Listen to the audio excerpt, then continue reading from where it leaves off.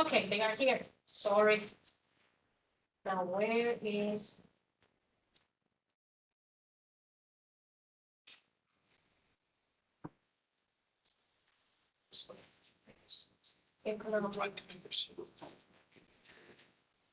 I don't know. They say that this in can you check? People in the WebEx, can you see the PowerPoint now? They do not answer. Huh? Oh yeah, okay.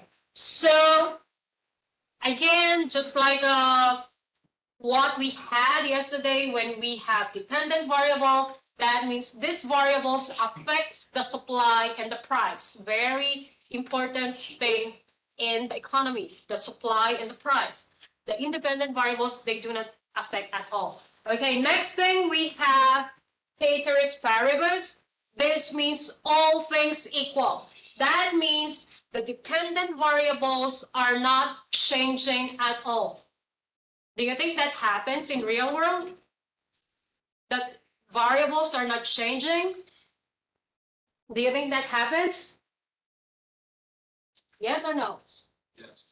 Yes, that happens, especially if you are into a manufacturing business where you have to put on or produce numbers of goods uniformly from one time to another.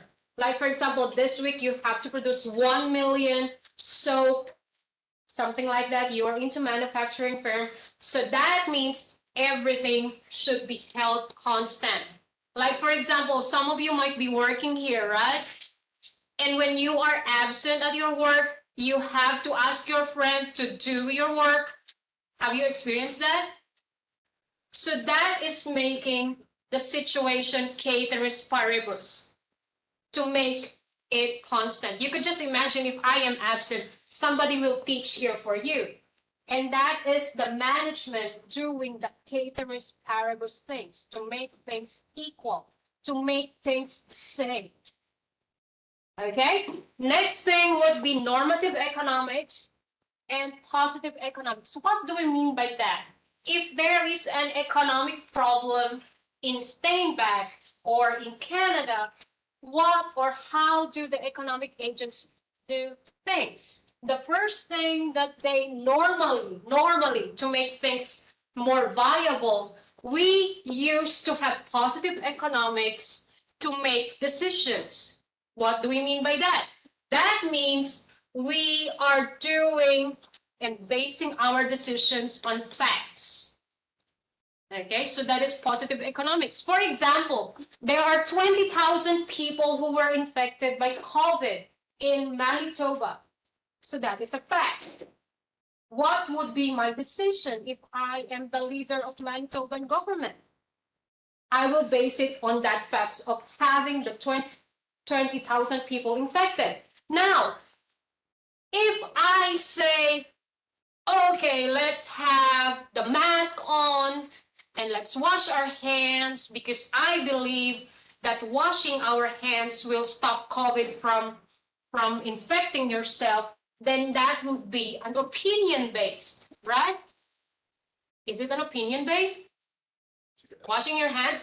It's actually something scientific, but there is no number. How many virus will you stop by washing your hands? We do not know, right? We cannot see the virus anyway, so we cannot say numbers. If there's no number, then that's going to be opinion-based, and that would be normative economics. Anything, any decision that you do based on your opinion is what we call normative economics. Do you understand the difference?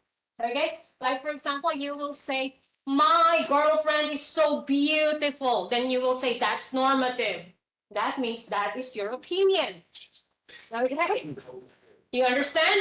But when you say, my girlfriend is beautiful on a scale of the eye is 10, the nose is 10, the lips is 10, like that, then that's something based on numbers. That is something positive. You understand now? Positive and normative economics based on facts and based on opinion. Do you have any more questions with that? Now I have a question. What are the decisions of your government that you can see around you that you think is positive? Okay? When will, around you, here in Steinbach, where do you think it's the decision of the government where they make or they choose something positive? Positive economics, yes. Michael. Driving under the influence is illegal Very good. based on science. Yeah, they have to measure your alcohol content, right? Yeah, that is a positive economics. However, if the traffic enforcer or the policeman just look at you like, oh, you're drunk, that's normative. Okay, just look at you without testing at all. Just look at you without testing at all. That is normative economics. Okay, so something like there's no measurement, there's no facts on that. So we cannot say that you're right because there's no facts. Therefore, he's just doing normative, but since he's a government officer, that's part of the economics. Okay? You understand? Questions? No questions? Okay, let's move on to the next slide. Now, what are the economic choices that we have to make? So this is something beautiful. And now, when you are working as economists, the first thing that you have to do is to measure the utility. Utility is an economic term for satisfaction. Okay, so in economics you will hear utility, utility, utility. Then that means satisfaction. Are you satisfied? Then they will measure the maximum utility and minimum utility of something. So now, if they will measure the satisfaction, they will measure the utility of something, how will they do that? For example, somebody will ask you, what is the utility? What is your utility to your computer in the range of 1 to 10? What is your utility to your computer? Then you might be saying 5. You might be saying 10 or 9. Okay, so that is how they make decisions. They will measure. The first thing that they have to do is that they must keep in mind that opportunity cost. I do not know if I'm allowed to write here. Yeah, you are. Is this a screen or a board? It's a board. Yeah, But I do not know why oh. it's not too clean. I'm the only one who made this, right? Yeah, other teachers do not write. Oh, I feel sorry for the cleaner. Okay. Yeah, I really cannot teach without writing, especially for economics. So we have what we call opportunity cost. Okay, what do we mean by this? In a regular community, in a regular society, you have always to combine things for you to use the limited resources that you have. For example, you have $10. How can you use that? What can you buy with that? With a two combination of things. Like, for example, you can buy a burger and a coffee like that for $10. Is that possible? A burger and a coffee. Or maybe you can buy a book and what else can you buy with $10? A shirt? Maybe not. There's a $10 shirt here in Steinbach. In thrift store. In thrift store, there are so many. Yeah. Okay, so that is what we call opportunity cost. You are identifying your alternative in a given resources that you have. Now, later on, we have another slide for this. When we say opportunity cost, this is defined as the utility that you have foregone. Okay, again, utility is the satisfaction that you have foregone. For example, when you were young, what makes you happy? When I was young, anime makes me happy. When I was young, not anymore. Okay? Now, the utility of the anime that I was watching is actually one of the best thing for my life, and that is now forgone. So what is the cost of my happiness? When I forgone anime, I cannot watch anime all the time when I was young because I was also studying like you. So I chose studying rather than watching. Why not both? Why am I studying watching anime? Okay, so the cost of my happiness ignoring anime is what we call opportunity cost. Okay, the utility that I have forgone. Okay, what about you? What did you anything that makes you happy but you're not doing it anymore because you chose something else? Huh? Yeah, but you're not sleeping. You're not doing it anymore because you chose something else. Yeah. Is there anyone? Is there opportunity cost that you had? Oh, yes. Yes. Forklift operator. Oh my. Oh, okay. I really like driving the forklift. It's really fun. So Okay. I stopped there because I could only do that. Okay, it's a job, right? Yeah, it was a Yeah, job. but you had But then just I made the decision that I wanted to go to school instead, so that I could make more. Right. Okay, so that is an opportunity cost. So what about in this side of the boat? Definitely made the wrong decision. We are in this side of the boat. Okay, anyone, any opportunity cost that you had in your life? Like you choose your boyfriend over your dad? Like that? Like Romeo and Juliet thing? Like your dad said, leave my son alone and I will give you $1 million. There's opportunity cost like that? Hell yeah. Huh? $1 You're waiting. million is a $1 lot. million, yeah. Okay, so that's another opportunity cost. Your happiness with the girl versus happiness with the money. Okay, so and then again, it is the utility that could have been gained by choosing actions that you think would be the best alternative for you. Okay, so now in your given situation, like a boyfriend and a money and a forklift and a studying and what else? A burger and a coffee. Given you only have $2 left, how does economists compute for that? What is the computation for that? Okay, so for example, let me see. We have, oops, now. Okay, we have what we call production possibilities model. In some other book, you can see this as production possibilities frontier. Okay, and it is just combination of how much products that you can do in a given resources. Resources may be time, maybe money or effort that you have. For example, if you have $10, what are the products that you can get out of that? If you have 1 hour in your life to be happy, what should you do?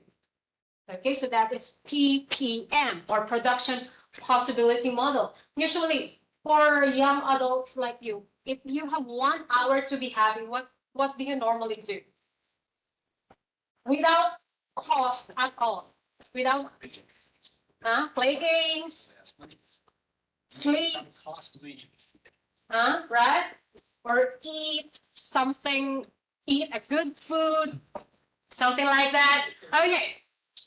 So when we say PPM or production possibilities model, this is based on an economy that makes only 2 products. To make it simplified, for example, in your own household, what are the best combination of products for your $100? Okay, 2 combinations.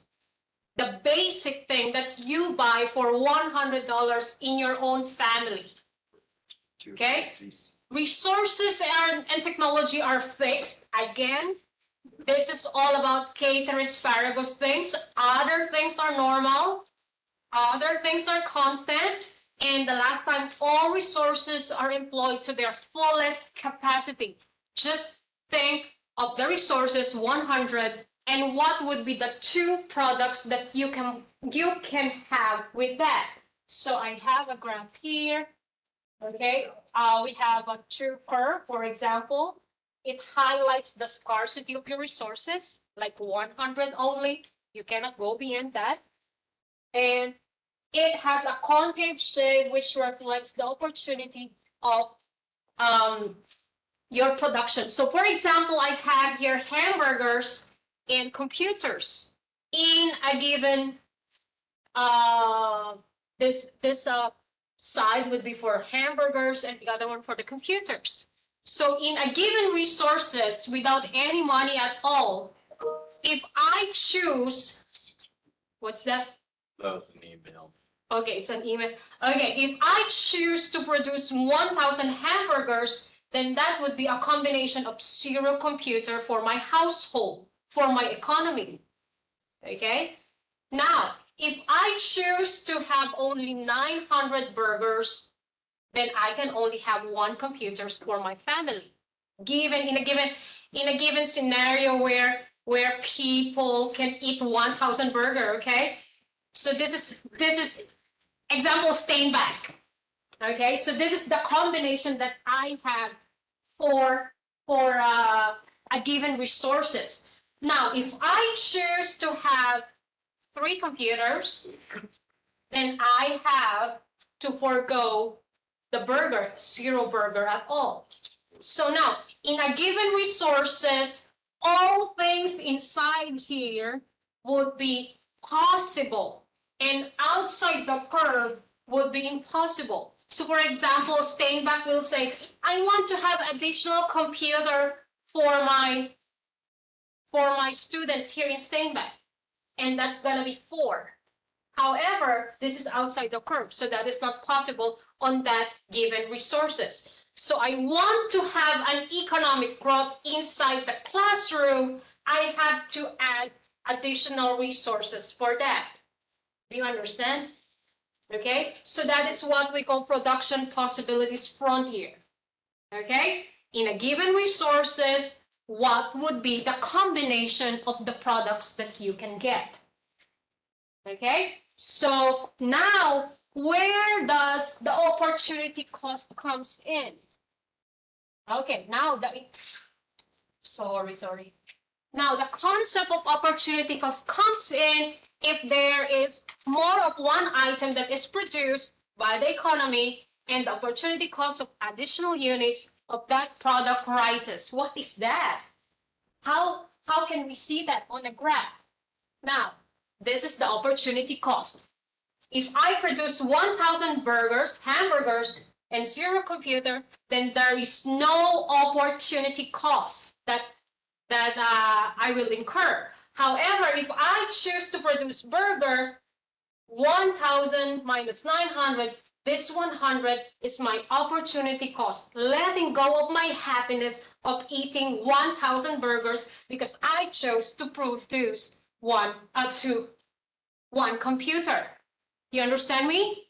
So my happiness has 100 deduction, and that is what we call opportunity cost.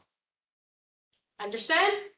And then here, if I choose to produce to buy 600 burgers and buy 2 computers, the opportunity cost that I will lose would be 300 units of burger and my happiness, okay, or my utility. You understand? And this one, look at that, 600, and that is another opportunity cost. Okay, do you understand now opportunity cost? Okay, so if you will going to compute your girlfriend and $1 million, you have to graph it also, okay, with the years and the money, and you can see. Okay? So for example, okay, let's rate your girlfriend and the $1 million. So this is 1 million. and this is your girlfriend of 10 years. Oh, I feel bad. Okay. 10 years. So this is 10 and this is 1 million. What will be the opportunity cost for that? So it will be here. So this will be your opportunity cost that you will lose. The time that you have invested with her. Okay, but it's okay. You have $1 million anyway. So you can find another one. Okay? You understand? Do you want? Is there any question with opportunity cost? No? Is it clear? Okay. Now, what else do we have here? Now, okay. So let's understand how economic growth occurs. Okay, in a given combination again. Oh, they throw away the eraser. There was an eraser yesterday, right? Here. No, this is. Oh, yeah. They are hiding. So that means they are not encouraging users to write something. Okay, sorry. So again, okay, so this is hamburgers and this is computer. Now you have, okay, like that. So all these things would be possible, okay? You can produce any point here. Like you choose to have 500 and then 100, you choose 300. Any point inside the curve would be okay. So that is possible production in a given resources.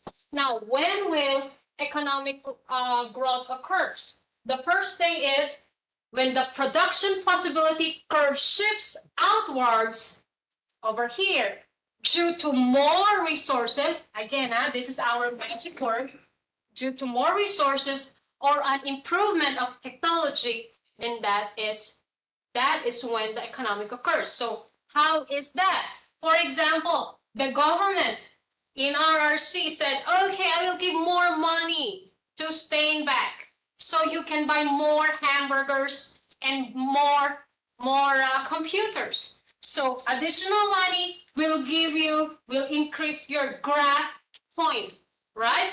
So that means you can go beyond that one because they injected another resources to the economy. So that is when economic growth occurs. So investment, when we say investment, that is talking about capital resources, right?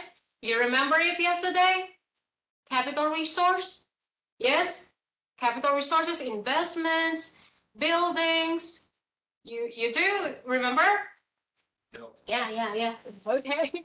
So that is for economic growth. However, if the economy moves from a point within the area bounded by a production to the possibilities curve to curve itself. So, for example, as what I told you, any point in this curve would all be possible, but if the reason of your graph to move here inside is the deduction of the resources, then that is economic loss. For example, RRC's budget would be $1 million in a year. But after pandemic, the government say, okay, I will only give you $500. So you have to shift your production curve inside. Right? Why? Because your resource has been deducted 500. So that means the economy inside the college is experiencing loss. Okay, you understand? Shifting inside because of the limited resource that you can get. You understand now? PPM or production possibility model and opportunity cost. You have questions? Do you have reactions? You have violent reactions now? Huh? You're okay? Okay, so let's continue our discussions here. Now, what do we mean by economic contraction? So when we say economic contraction, this occurs when the production possibilities shift inward, contraction or loss, and the economy moves from a point of the production possibilities curve to a point within the area bounded to the curve. So that means you are actually losing, a graph for mathematics, right? It goes like that. That means you are losing up to this point. This point. What does it mean? If you are moving to the this side of the graph, Negative. it's negative. Very good. So it is something negative. And if the government is experiencing negativity when it comes to its resources, what will happen? If economic contraction, economic loss, and of course, when there's economic loss, like what happened with the U.S. before, when there's world trade attack, you remember that? That was 2001. Were you alive then? Not yet. You were. You were, but you were a baby, right? Yeah, you do not know yet. So the World Trade Center attack was the center of exchange, economic exchange in the world at the time. And when there was an attack, people started to get all their investment. Okay, so there's no resources anymore. There's no more money. They take away their investment in the U.S. So U.S. experienced this one. They became negative because people became scared. They don't want to leave their money alone, right? Like if you're buying something from the U.S. and there comes a war on that part of the world, you will cancel your order, right? You could just imagine Amazon. And Amazon says, okay, today we cannot deliver in Manitoba because of this. So what should you do? You have to cancel your order, and that is zero sales. But for the US part that time, all people, or not all, the investors withdraw their investment from the US, and at the same time, the potential investors that's supposed to come to the economy also canceled their investment, making their economic contraction on that part of the world. Okay, you could just imagine your dad who's giving all the money for the family suddenly stop working. What will happen? This one, right? What about your credit cards? What about your mortgage? What about your cars? The banks will take them away and you will just see yourself homeless, but you don't do anything. You're just a baby, right? So that is what we call economic contraction. You could just imagine that on a bigger scale. So do you understand now? You understand? Yeah. Okay. So let's have, okay, now, at the beginning of this slide or this lesson, we have the 3 basic economic questions. We have, okay, when you are choosing the combination on a given resources, for example, let's say $100 resource that you have, the first question that you have to ask yourself as an economy would be what to produce, how to produce it, and for whom are you going to do it? Okay, for example, in Steinbeck, what is the thing that Steinbeck is famous for? Nothing. Nothing? Cars. Yeah. And livestock production, right? Because I can see so many barns and farms. Is it part of the Steinbeck? Or maybe La Brokery or Mitchell or St. Anne, something like that, right? Have farms there and here. What is the main source of income of the people in Steinbeck? What's the main source of income? No? No, not working at all? Stock market, Bitcoins? What's the main source of income of the people here?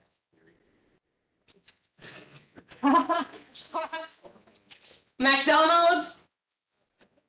What's the main source of income of the people in yeah, McDonald's for students? Probably farming. Farming in yeah, I guess farming, agriculture, right? Yeah, like a lot of the richest guys in town are farmers. So Yeah, I guess think they're so. doing well. Yeah, so now, if you are the economist here in Steinbach, maybe some of you will work in the economic department in the government office in the future, and you want to establish this place, as an economic zone, you have to choose what will be your product. What would be the main source that when people say Steinbach, that's the first thing that they will think about the place. Okay, the image. So what will be the production? Let's say the produce would be agriculture, livestock, or farms. I don't know how in Canada how farms are being managed, because we have a very long winter here, right? So how are the farmers? They do well. They do it. No, during the time during the winter, They make their own feed. they make their own They feed. make all their own feed and Yeah. they buy it. And they can just they don't use the land, but they have their own facility, right? They have. Yeah. Each Okay. farmer has probably over about 1,000 acres. Oh wow. The Wow. bigger one, my cousin owns a chicken farm, he's got about 1,200 acres. Okay. My ex-boss has about another 1,300 acres. Okay. Those are small farms. Those are small farms. There are bigger farms than that. I've worked on a farm with 5,000 acres. Okay. So it's staying back. No. Ah, okay. Not back. That's up west. Okay. So that would be if you happen to work in that place with that resources, with those things, then that's definitely answering the question what to produce. So if you are planning for the economy, you have to know what is the best thing that this place can offer to the community. Okay, like for example, if you're I want to give you an example. If you think of Japan, what can you think about? What's the first thing that comes to your mind? Sushi. Sushi. Okay, they are famous with that. Okay, so there is a place there, a zone there where you can just eat sushi, and that is how they plan their economy. Okay, this place is famous for sushi production, then let's make this the center of sushi in the whole Japan.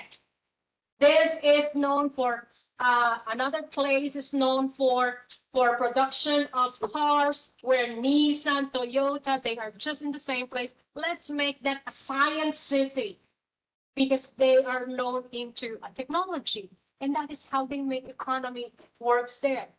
What about in Canada? What is Canada famous for? Okay, not staying back.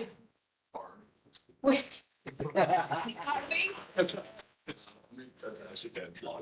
Huh? Maybe logging. Logging. Okay. You have so many natural resources here, Yeah. right? Very rich, very rich. Golds. Do you have a lot of golds here? I think so. Canada is known, when I was in my home country, Canada, according to our textbook, is a main source of gold in the world. Do you know that? Yeah, that is why you're rich, because you have so many golds. I mean the country, not your family, okay? I mean the country. They have a lot of golds. What else? Wineries. Wineries. So that means you have farm of Like they have Grapes? grape farms all over the southern Ontario. maple syrup, very famous. Okay, what else? Maybe. When I ask my international students, what is Canada famous for? They answer me Justin Bieber.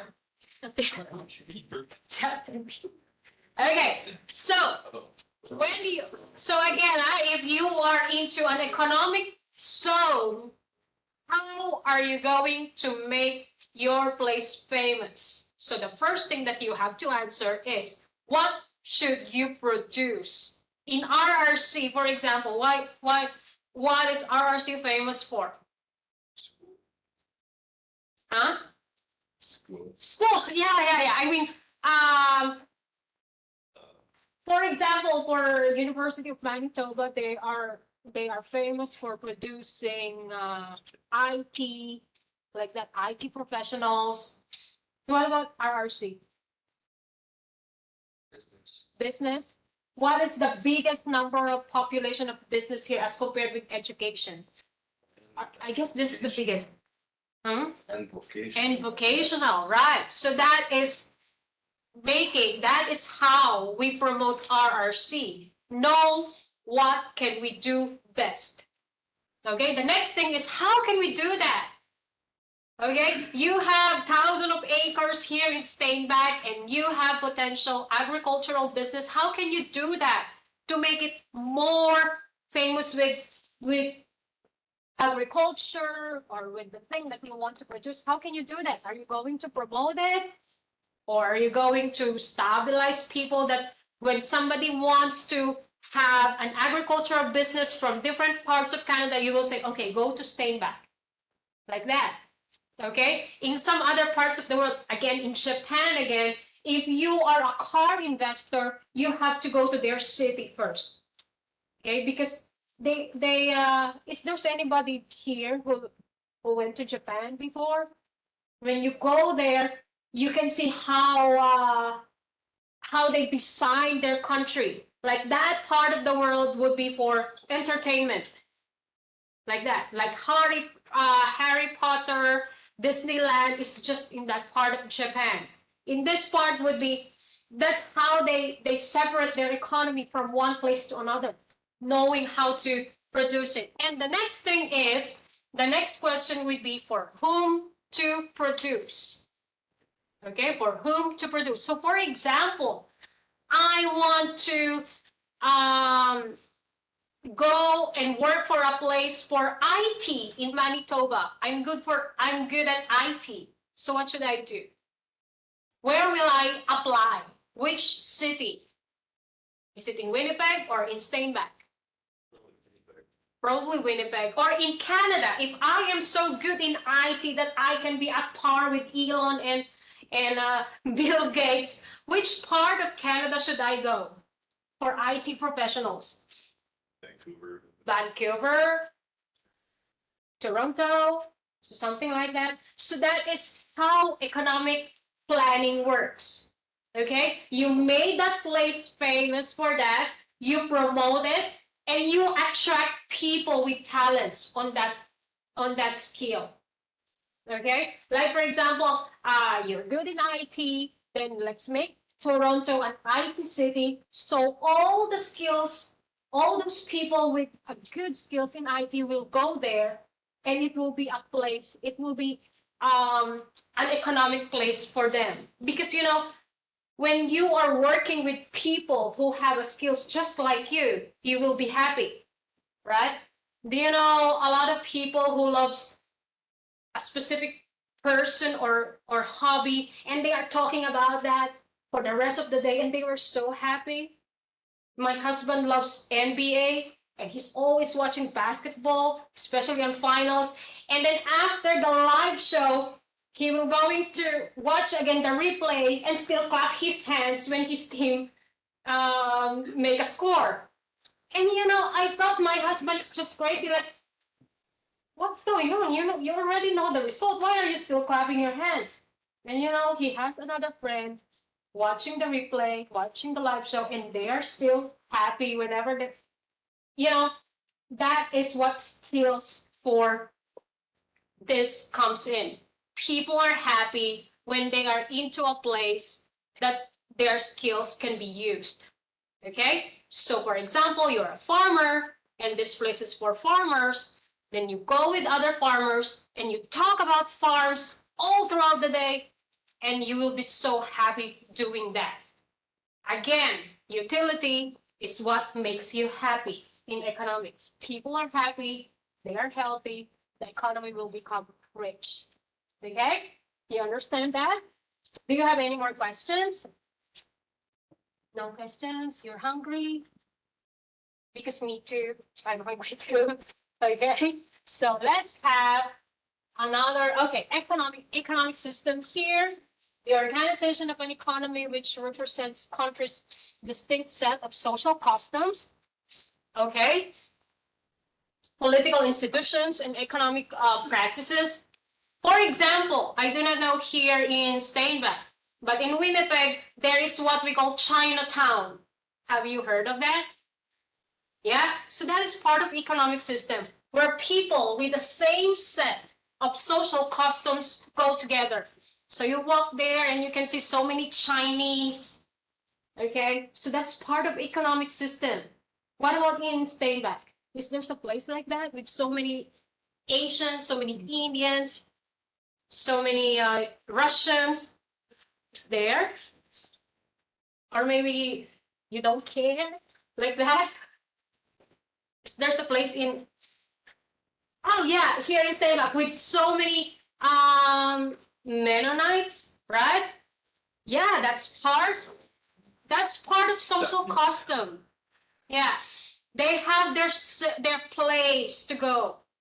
Okay, again, this is still on the concept of maximum utility, maximum happiness. When you are in a place with the same belief as yours, you are happy, right? So that is this. What about political institutions? Or let's remove institutions. Let's change this to political ideas. You maybe here in Canada it's just a very minimal scenario, but in the US, you remember Donald Trump, and during the time when people are fighting with the ideas that Donald Trump is the best president in the US, something like that. You remember that? That even that other people are becoming racist. They want to build a wall from Mexico to Canada, to not Canada, Mexico and US, something like that. So that is part of the economic system, the political idea. That is why when Donald Trump became president, a lot of things happened because I don't want to say that Donald Trump was a racist, right? He doesn't want immigrants, not literally white, but definitely something is wrong with his idea with the immigrants. He doesn't like Mexicans, he doesn't like Latinos, he doesn't like Asians. He likes the original people to be there. So that's part of political institution. And the last one would be economic practices. When we say economic practices, this is how you use your money. Okay? So that is part of economic system. Do you have any questions with that? Okay, we are close to finish. Okay, we have now 3 economic systems. We have the first one, the traditional economies. Okay, what do we mean by this? This means focus on non-economic concerns and have a tight non-economic concern. That means the government is not looking on how the wealth of the people goes into the people and to the community, but it has a tight social constraints. Okay, in here, the economic decisions depend on the custom, such as traditional division of work between women and men. Up to this day, there are still countries in the world where there are specific jobs for men and women. We are lucky. We are here in Canada where we are free. But there are places in the world where men have to do this job. Like women are not allowed to become doctors. That's a job for men alone. Women should just be at home. So that is part of traditional economy. Okay? Or women should not do this job because that is not for them. Okay? Here in Canada, there are bus drivers who are women, right? There are women doctors, women or female nurses, or male teachers, something like that. But traditional economy, they are very strict on the traditional division of work and some of which came from Middle East, like Saudi Arabia, like that. Okay, they are still into traditional economy. Number two, there's no number. The next one would be market economies are consumer centered. So this is now Canada. Okay, we are innovative here. You can do whatever you want to, but create inequality and instability. Okay, what happened? Individuals are free to pursue their own self-interest. Like here in Canada, I guess we are a bit ethical as compared with the US, right? Because in the US they are so wild. They are different. They are a bit rude and racist. But here, you can be whatever you want to be in Canada, right? You can walk freely. You can put on earrings on your nose, in your ears, in your forehead, anywhere you want to, and walk there with the pride. Here in Canada, we are free. So in other economy, you cannot do that. Okay, especially here, you cannot just dress. I'm not sure if you're familiar with the women wearing only like that, like a ninja. You know them? And hijabs. Hijabs. They are in some other parts of they are showing their whole face, and that's allowed. But there are women who are only allowed to show their eyes. That's part of traditional economy. I do not know if if you have seen that. I actually, when I was in Thailand, I actually saw so many like ninja women. We call that ninja women that time, and they were in a car, and they're still taking photos with like that. And my friend asked them, "How will you know your picture?" Although you're pausing and making a selfie, but they just showing their eyes. You cannot even know yourself if you're in a group photo of people who are wearing the same thing, because they are still in the traditional economy. But there are other people, other women who are allowed to wear or show their faces, and that's still traditional, but they are allowed to show their faces, right? So that is for this. In market economy, you can do whatever you want to, okay, without any restrictions at all. Okay, so this is the flow. Okay, so this is for the market economy. How can we become free over here? So for example, you are a consumer, like an individual consumer like this. You have an income. You will spend your money to buy product markets, and these product markets will get their products from the businesses. You can just imagine product markets as Walmart, Canadian Superstore. They get their products from businesses like Unilever, Procter and Gamble, something like that. They will sell it, and people buy it. And the businesses go to the factor markets. When we say factor markets, government giving taxes, and the taxes go to the people again. Do you agree with that? Yeah? Now, you cannot feel taxes at all? Do you? Oh, you're lucky you're in Canada. You can have benefit from the government. In some parts of the world, they have zero benefit from their government, and yet they are paid too many taxes. Okay, but this is the flow of a market economy. People spend money. The businesses or the products came from businesses. Businesses pay the taxes, and the taxes goes back to the people. So that is what we call market economy. You understand? Do you have questions with this? Okay, what about the goods and the services? So when you are buying things from Walmart, then the Walmart will give you convenience, right?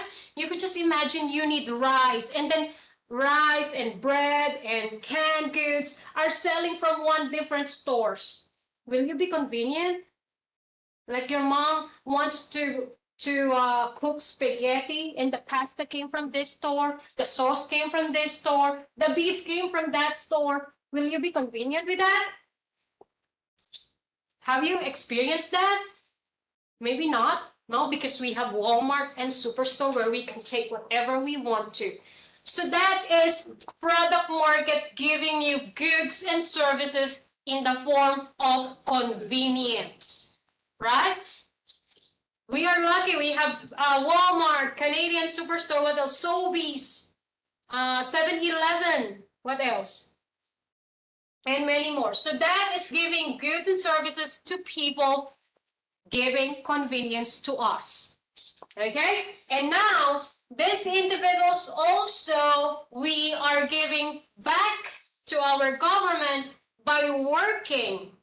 Like me, like you are working, and we are giving money, taxes to our government. And this taxes goes back to the economy like a circular flow.